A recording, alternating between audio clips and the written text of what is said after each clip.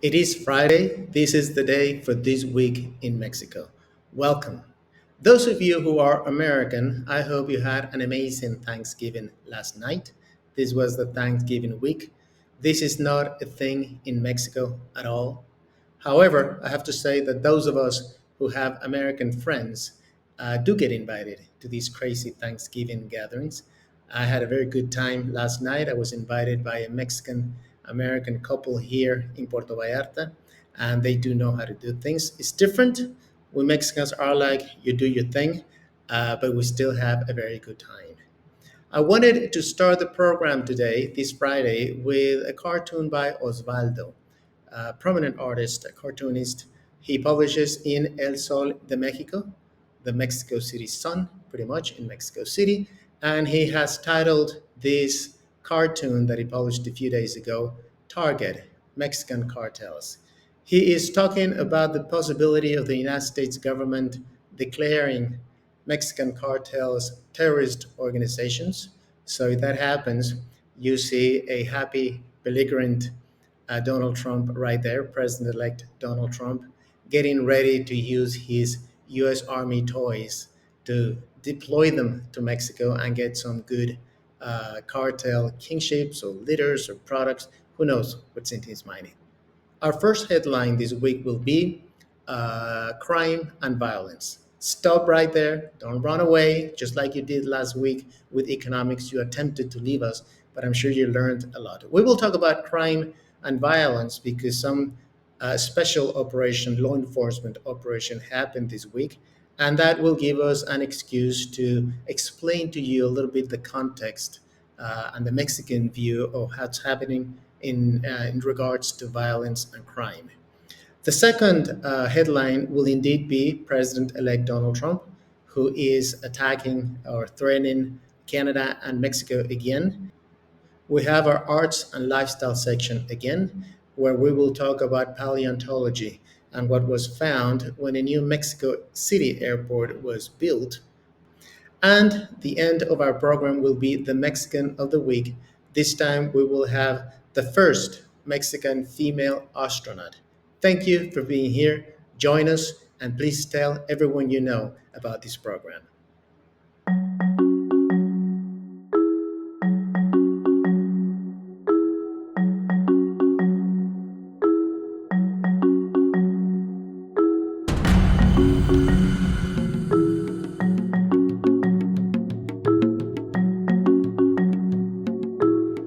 Okay, so let's start with our first headline. This is concerning Operation Swarm, Operación Enjambre, which is a law enforcement operation that was conducted by the federal government with the help of the state of Mexico authorities to arrest some 7 or 8 public officials in the state of Mexico, mayors, police chiefs, who were allegedly helping criminal gangs do their extortion business, pretty much extorting businesses there in several municipalities in the state.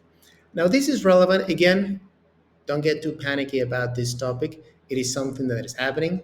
I think it will do you good to understand why some things are happening everywhere. One is that we have a new public security secretary, federal public security secretary, Omar Garcia Harfuch. He is working with new president Claudia Sheinbaum to fight these criminal gangs, to fight organized crime. But he insists that this should be done through intelligence, through specific operations. Now, Omar Garcia Harfuch has been there before. He has been trained by the FBI and the DEA in the United States. Some of you will say that's a great idea. Some others, many Mexicans included, will not think that was such a great thing.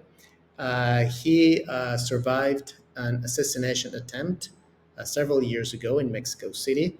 So he knows his role, and of course he was the public security secretary when President Sheinbaum, Claudia Sheinbaum, was the Mexico City mayor. So they've been worked together for a while. This is the new secretary. He is trying to implement new law enforcement schemes, and what the columnists and the editorials and the op-eds this week have said is that this was a very good first attempt to bring together federal forces, state police, the prosecutors' offices, not only the federal prosecutor's office, but also attorneys general from other states, into working to rid specific municipalities of criminal gangs. There is criticism. One criticism is that but for the mayor that was arrested, pretty much everyone else belongs to the opposition parties. There's also criticism that these are not municipalities where big violence or big criminal operations were being conducted, that much worse things are happening in other municipalities that happen to be governed as we speak by the ruling Morena party. Another criticism that this operation got is that what's missing is following the money. They say Garcia Harfuch must have the cooperation of the Financial Intelligence Unit, which is a part of the financial ministry that looks at operations, especially suspicious operations, money laundering, and all that. And he has been struggling a bit to get that information that would be needed to see where the financial wrongdoing is being done.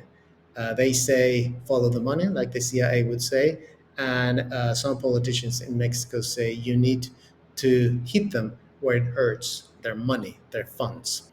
I'd like to share with you a little piece, a reporting piece that was published in the Crónica newspaper, also in Mexico City. This translates to the Chronicle of Mexico City. Reporter Juan Manuel Asai gives us a good assessment of the Operation Swarm, and he writes, this is the context in which Operation Swarm was carried out in the state of Mexico, one of the most striking operations in recent years, which made possible the capture of police chiefs and civil authorities who protect criminals who are mainly dedicated to extortion and collecting protection money. The operation and its undeniable success show that political will is the engine that can make things change. I think he's absolutely right. I think his assessment is good when governors and the president and the ministers do want to get things done. They are very good at doing them. We Mexicans often say that it is only when American or Canadian or European criminals seek refuge in Mexico that the Mexican police is really very efficient and very quick to find them and to arrest them. When Interpol demands something, we have law enforcement and detective units that work beautifully. This is a joke to us because we think this is the way all operations should work, but still, there is the political will aspect to take into consideration. I'd like to take this headline as an excuse, like I said at the beginning, to give you a little bit of context about what happens with violence and crime and homicides here in Mexico, because there's a story that's about 20 years old. It all really started about 20 years ago in 2006 when President Felipe Calderon was elected and inaugurated in December of that year, and he decided to deploy soldiers to his home state of Michoacan to fight cartels, to fight organized crime. This is something that had never happened before in Mexico, at least openly. The president not using police forces, but the soldiers, the army, to go fight criminals. So that strategy included dismantling the big cartels. It included arresting and preferably extraditing those kingpins, those drug lords, to the United States to be prosecuted. That has been happening. Many critics in Mexico say that that is not a strategy that works because what has happened is that these big drug lords um, are being replaced by younger criminals, their nephews, their sons in law. And these criminals are much younger and much more used to violence. So, in the Mexican perspective, we often say that Mexicans tend to think that this is not a problem that Mexico created. This is a demand problem. You know, I often tell Americans that as long as the people of the United States and some in Canada and some in Europe, many in Europe as well, continue shooting drugs and sniffing drugs and getting a high every other day or daily, the cartels will continue to do their business of sending stuff over there. And then the Mexican perspective also has a view of illegal weapons being smuggled into Mexico to fight those wars. We always say, like President Sheinbaum said, and we'll go into that in a minute, that most of the blood and most of the conflict and most of the violence is here in our countries, not so much in the United States when all this drug trafficking goes on, right? So Mexicans have a view of weapons being here that is very good business for the United States. There's also, just to end this headline, there is this view that the drug war, with this American strategy of getting the big CEOs, the big kingpins out of the game, is not only not working, but it's only making things so much worse again because there's a new generation of violent leaders that will shoot at anything that moves and then come in and ask questions. So let's go to our second headline of this week. I was kind of hoping that we could delay going full time into Trump world for a few more weeks until the president elect of the United States takes office, but no such luck. We are there already. Some of our columnists in Mexico say now we are back to government by tweet. And again, they repeat that we've been there, we've done that, so we should be used already. There's two groups. You know that President-elect Donald Trump posted that he would impose 25% tariffs to Canada and Mexico on all of their products being imported by the United States. So, of course, in the case of Mexico, there's two views. One is take it easy. We should just keep our distance. And the other side of the opinion sphere claims that we should be very concerned and attack back, or just send out our troops and be ready for whatever comes January 20th, right? I'll give you brief summaries of these, what I've been reading, what I've been listening to, these op-eds and these opinion pieces by Mexican writers and opinion leaders, so you get an idea of what's going on. Some of them, like I said, say, why bother? This is back to government by tweet. He is just bluffing. He will not fulfill his promises. They also criticized President Sheinbaum a bit for her letter. She sent a letter to President Trump explaining a bunch of things. They say that this was more of an encyclical that Trump will not only not read, but not understand if he does. Now, there's the other side of the spectrum. There's this we should be concerned and ready and prepared, right? We need to fight back. They commended President Sheinbaum for saying that we will also impose tariffs. You know, there's a big disagreement among Mexican analysts as to whether Mexico should impose a tariff every time the United States imposes a tariff. No one thinks tariffs themselves are a good idea, and much less from Mexico to be playing with tariffs on US government products. Altagracia Gomez, remember her? She is the chief of the Business Advisory Council that President Sheinbaum put together.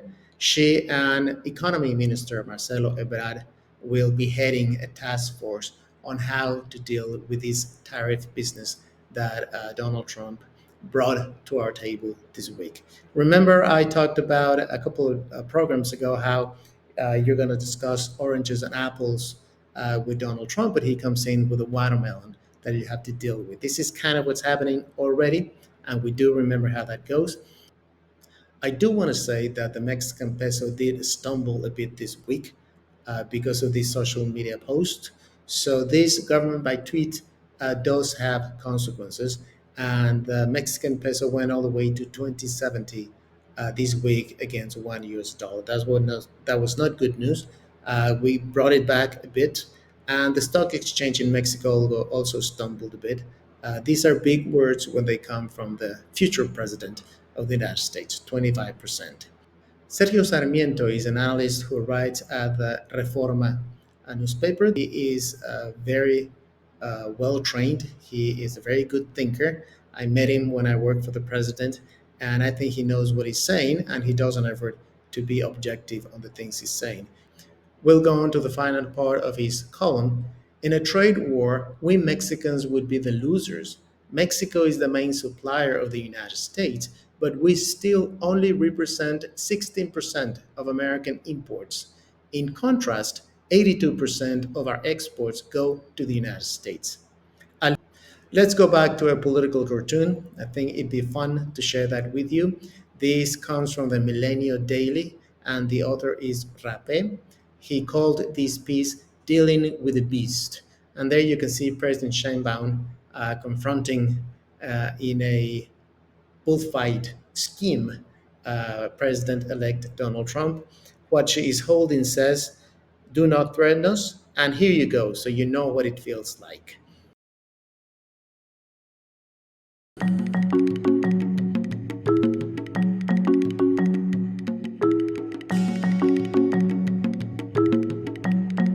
It's time to go into an arts and lifestyle section. Welcome to that.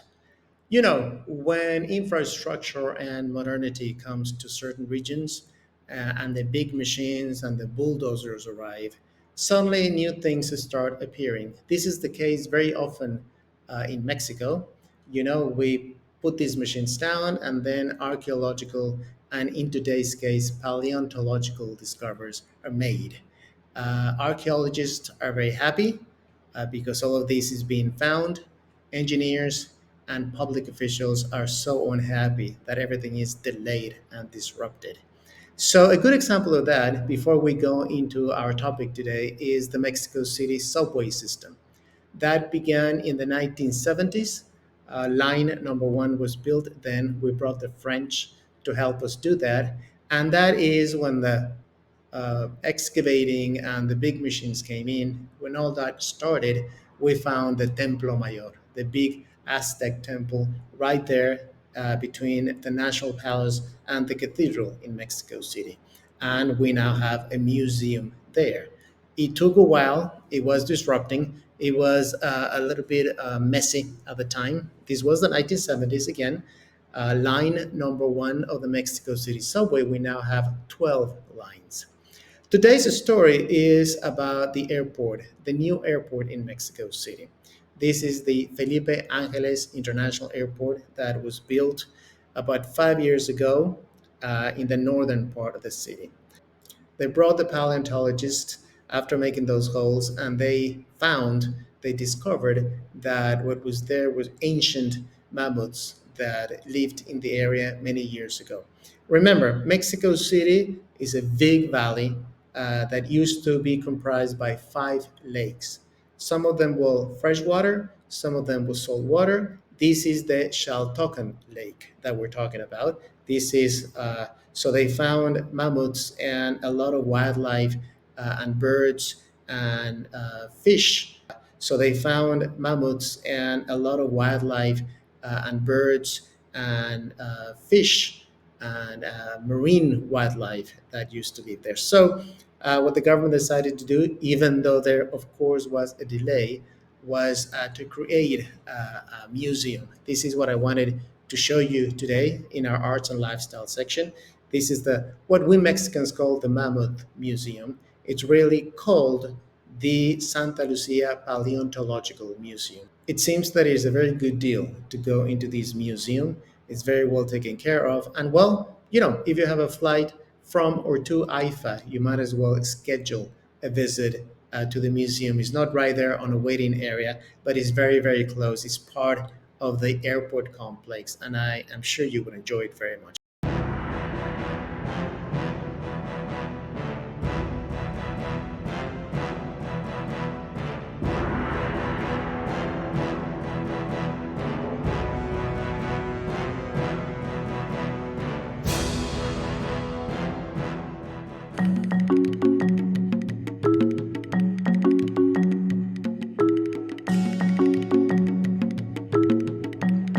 The Mexican of the week this week is a woman, again, a very young woman. She is the first female astronaut of Mexico.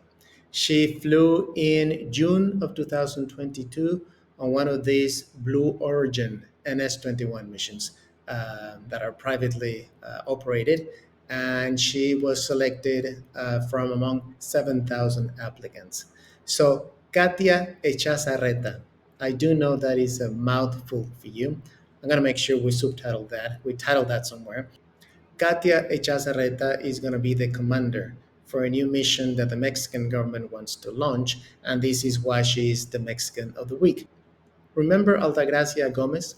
Altagracia Gomez was the Mexican of the Week last week, and she is the chief of the board of advisors on economic issues to President Sheinbaum. Of course, she was on the news this week talking about the tariff threats from Donald Trump.